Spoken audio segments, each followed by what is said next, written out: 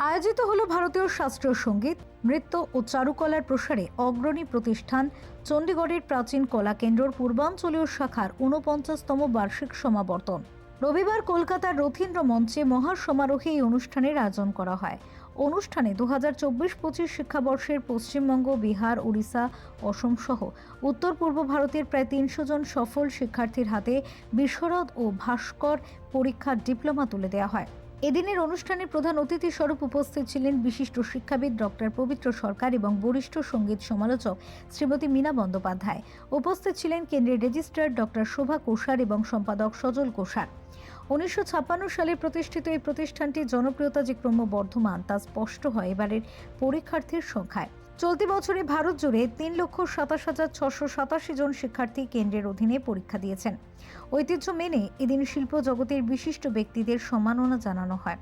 প্রখ্যাত ভারতনাট্যম শিল্পী গুরু থাঙ্গমণি কুট্টিকে life time achievement award এবং নগদ ৫০,০০০ টাকা প্রদান করা হয়।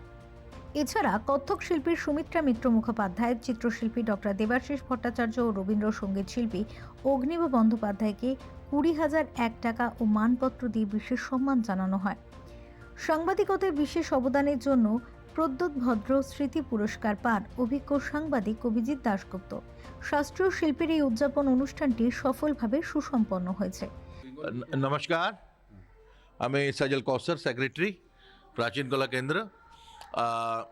अभी हम यहाँ 49th एनुअल कॉन्वोकेशन ऑर्गेनाइज हो रहा है प्राचीन कला केंद्र का, जो 70 इयर्स अपने सेलिब्रेट कर रहा है। और 1971 में प्राचीन कला केंद्र ने अपना जो था इस्टेब्लिशमेंट कोलकाता में किया था। और इस वक्त पूरे वेस्ट बंगाल में हमारे 2000 से ज़्यादा एफिलेटेड सेंटर्स हैं, और जो यहाँ पे training music, dance, fine arts की ट्रेनिंग हो रही है। और उनके जो सक्सेसफुल स्टूडेंट्स होते हैं उनकी यहाँ पे कॉन्वोकेशन, जो मेरिटोरियस स्टूडेंट्स हैं, क्योंकि स्टूडेंट्स की तादाद हमारी 3 लाख से ऊपर है, 3,27,000। तो जो मेरिट के स्टूडेंट्स होते हैं उनकी कॉन्वोकेशन, हम जो नॉर्थ रीजन है उसकी एक कॉन्वोकेशन आज यहाँ पर हो रही है रथिंद्र मंच में। कितने स्टूडेंट्स आए? आज तकरीबन 700 स्टूडेंट्स, 700 to 800 स्टूडेंट्स को आज इनका diplomas they are getting, which is recognized by various state governments, boards and universities for the purpose of higher education or as well as employment. हाँ, स्पेशल गेस्ट हमारे सुबह थे doctor Pabitra Sarkar ji, who is the former vice chancellor of Rabindra Bharati university. And then they were the guest of honor, जो हमारे दूसरे हैं वो मीना बनर्जी, विदुषी मीना बनर्जी जो हैं।